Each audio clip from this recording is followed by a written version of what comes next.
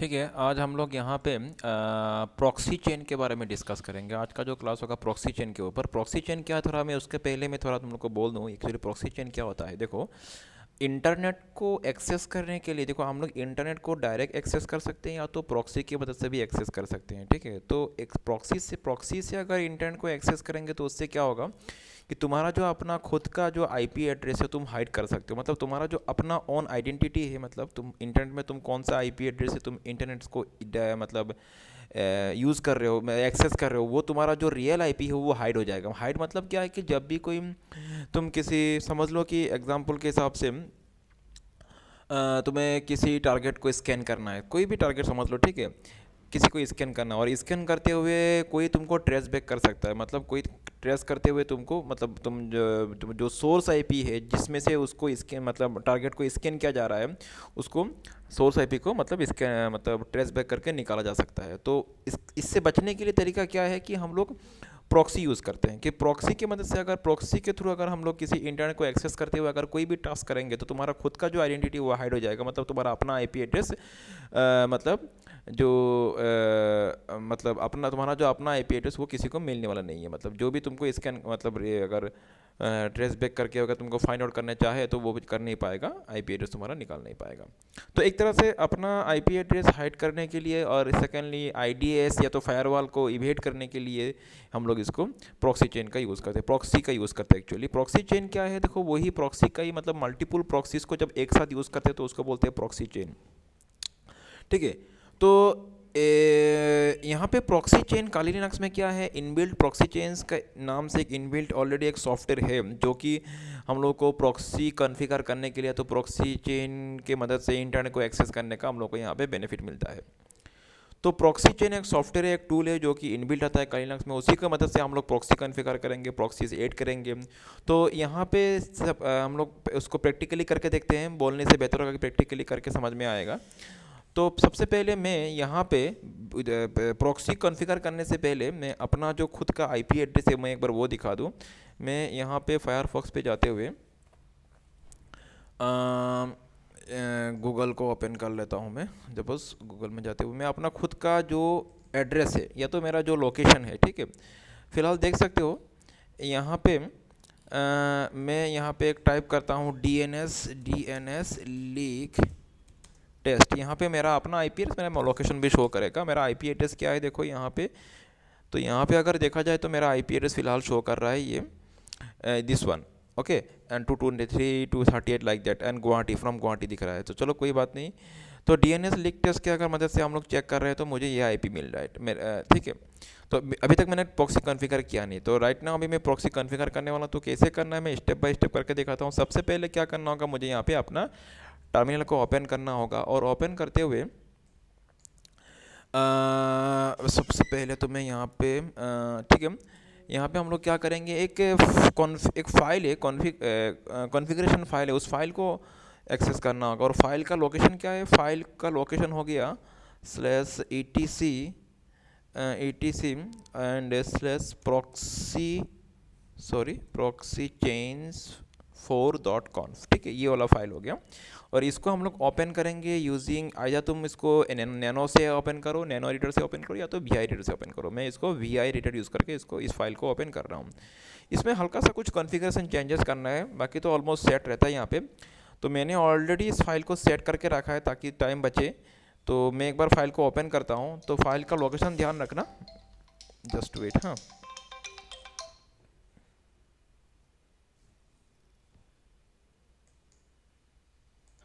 तो इस फाइल को हम लोग ओपन करेंगे, ठीक है, ओपन करते हैं यहाँ पे फाइल को।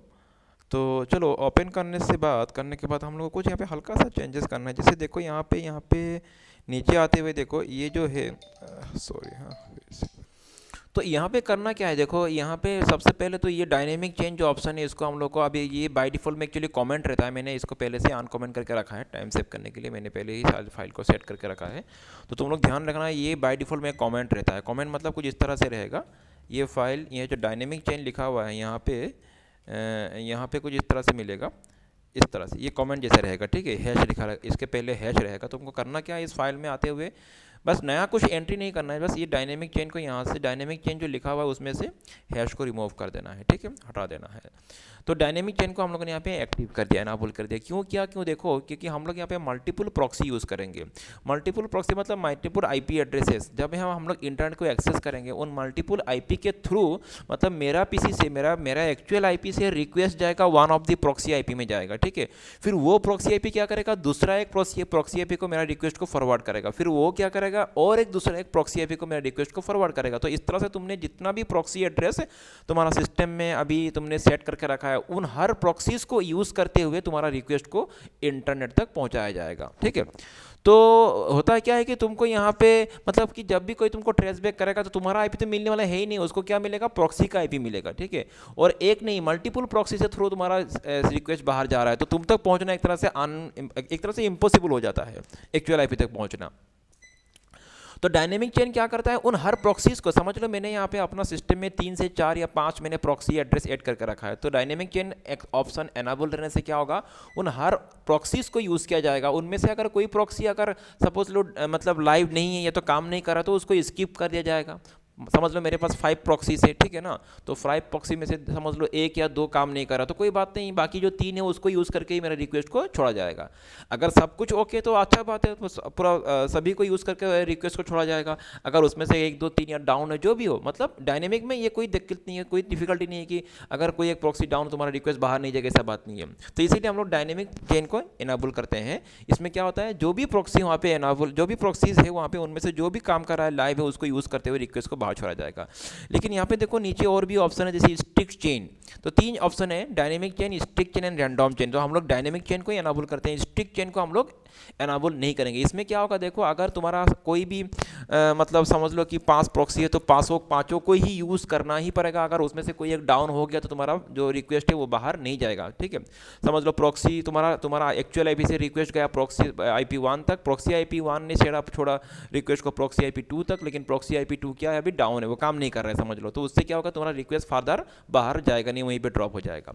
तो इसीलिए हम लोग स्टिक चेन को भी यूज़ नहीं करते हैं। और नीचे तुमको मिलेगा और एक ऑप्शन राउंड, इसको भी हम लोग यूज़ नहीं करेंगे, राउंड रोबिन चेन, इसको भी हम लोग छोड़ देंगे, ठीक है।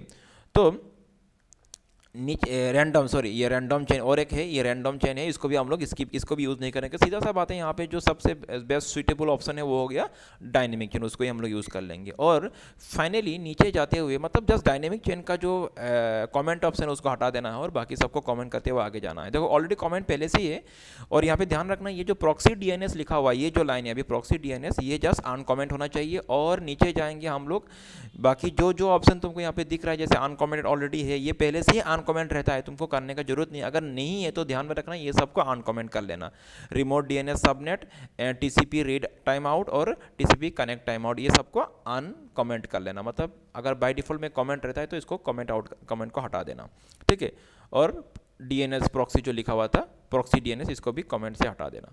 तो बस इतना करने के बाद एकदम आखिर तक जाना है, लास्ट तक जाना है। और लास्ट में जाने के बाद करना क्या, हम लोग को प्रॉक्सी IPs ऐड करना है। यहाँ पे कौन कौन सा IP प्रॉक्सी IP तुमको यूज़ करना है वो तुमको यहाँ पे ऐड करना है। तो यहाँ पे देखो एक बात है, अभी प्रॉक्सी IP फाइंड करना बहुत ही डिफिकल्ट टास्क है, क्योंकि अभी मार्केट में अभी अगर तुम देखोगे सर्च करोगे तो गूगल में तो बहुत सारा तुमको प्रॉक्सी IP मिल जाता है, लेकिन उसमें से मैक्सिमम क्या होता है, काम नहीं करता है या तो ब्लैक लिस्टेड होता है उसमें से, ठीक है।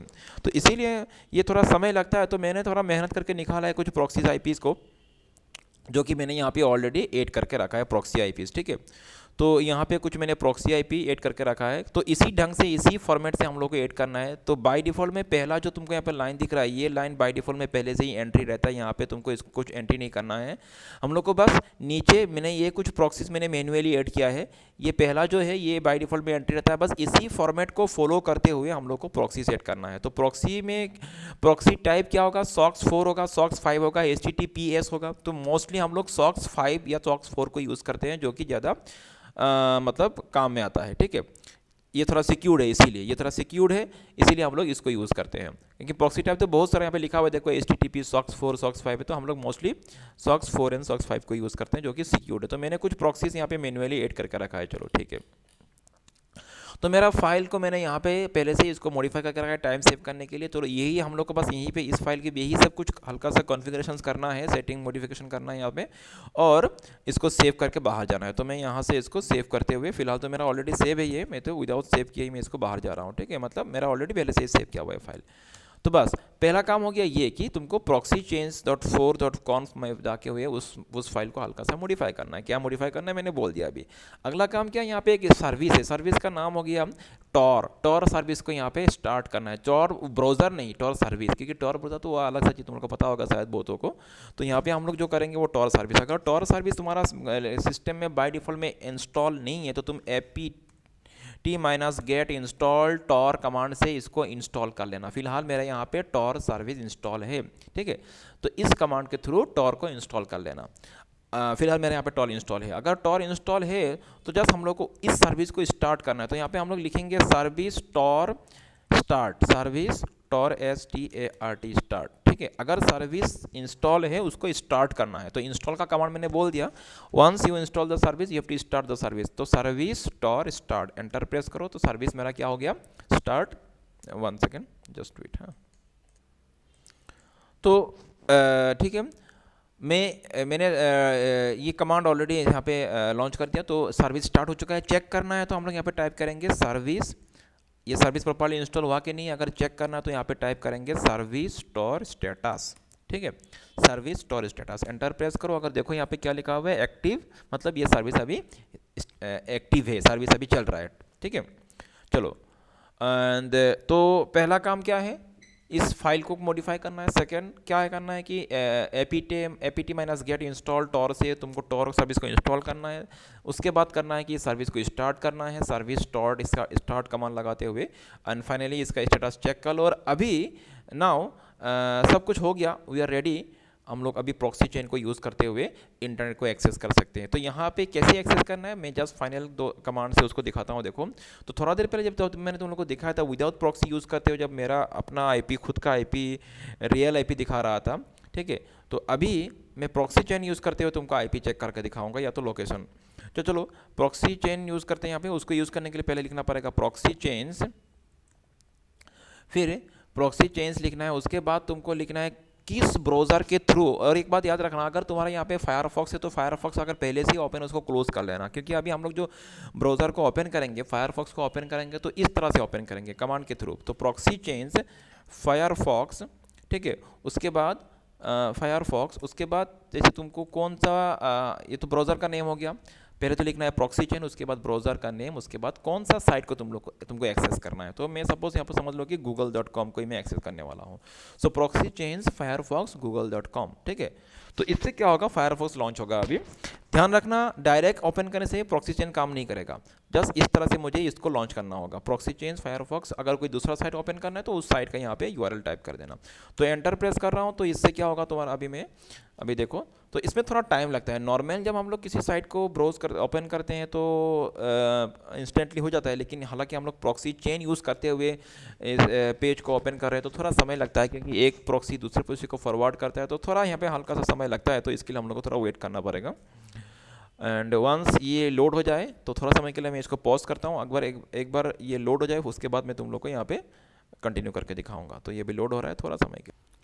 हाँ, तो देखो ये पेज अभी यहाँ पे लोड हो चुका है, थोड़ा समय लेता है लेकिन ये पेज अभी यहाँ पे लोड हो चुका है। अगर तुम यहाँ पे देखोगे, इसका यहाँ पे कुछ लैंग्वेज भी चेंज हो चुका है, देखो।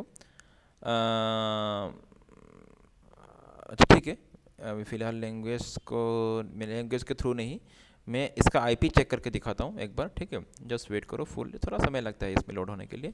तो मैं एक बार वही DNS लीक टेस्ट के थ्रू, DNS लीक टेस्ट के थ्रू मैं एक बार आईपी भी चेक करके दिखाऊंगा। यहाँ पे मैं इसको एंटर प्रेस करता हूँ, थोड़ा समय लगेगा, वेट करना होगा यहाँ पे हम लोग को फिर से, ठीक है। तो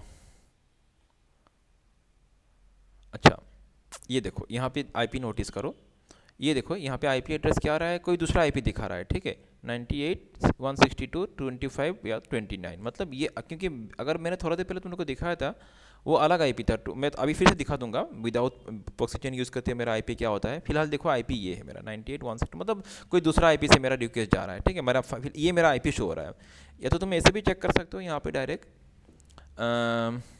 ऐसे भी चेक कर सकते हो। थोड़ा वेट करो क्योंकि यहाँ पे समय लगता है प्रॉक्सी चेन को यूज़ करते हुए। अगर हम लोग इस तरह से ब्राउजिंग करेंगे तो समय लगेगा थोड़ा यहाँ पे।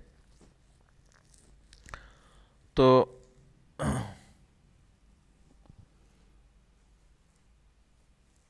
एक बार माई आईपी चेक करके देखो यहाँ पे, माई आईपी, तो सिंपली माई आईपी एड्रेस, ठीक है।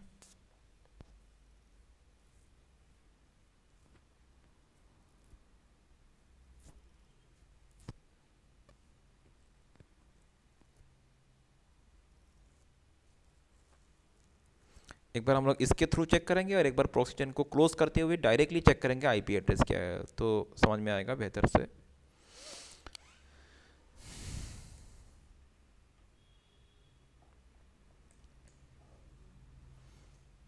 तो वही दिखा रहा है, ऑलमोस्ट वही वाला पेज यहाँ पे आ रहा है, कोई बात नहीं। 98.162.25.29, ठीक है। चलो मैं इसको क्लोज करता हूँ एक बार।